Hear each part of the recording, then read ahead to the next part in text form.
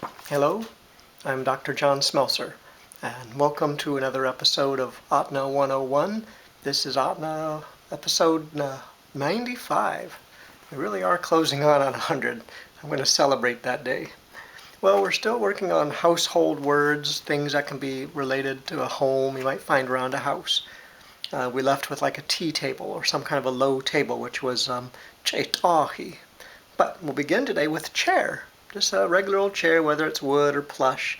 A chair is stali, sdal, like a SD, sdali. A trunk, a big trunk you would put things in, like a bunch of blankets or clothes. That is uyi kuslai, uyi kuslai. And uyi basically means you put things into it, the thing you put things into.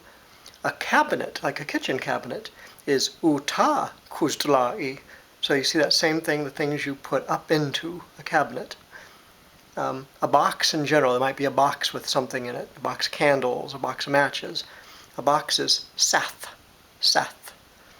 If it's a wooden box, carved wooden box or something, it's kinsath, kinsath. The word kin is wood. If you're from Mentasta, they would say dekin sath, dekin sath. If you have a lamp, like an oil lamp or a candle type of light, oil-based, that's nunak, nunak. And that is an Eskimo loan word that comes from their oil lamps, made out of like seal oil, walrus oil. So nunak. Some people may say like ninak, ninak. A baby cradle, I think that's chattel, chattel. Yeah.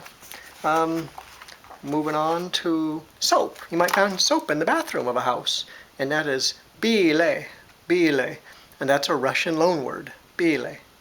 A cross. You might find a cross, a Christian, cross hanging on the wall. It's very common to find something like that in Ahtna households, and that is galis, galis, and that is also from a Russian loan word. A photograph. If you find a photograph on the wall or something, that's galdin, galdin. And that is also a Russian loan word. You can imagine these were things we didn't have until we started trading or interacting with, Western Europeans or, Russians during the Russian Alaska period. And finally, we'll leave with telephone. Telephone is uyi skenasi, uyi skenasi. Basically, it means your words go into it, like you talk into it. And if you're from the Western dialect from my grandma, or my grandma Mori was, that's uyi chin and uyi chin kenasi. But basically we just say uyi skenasi. All right, stay tuned next time for another episode of Ahtna 101.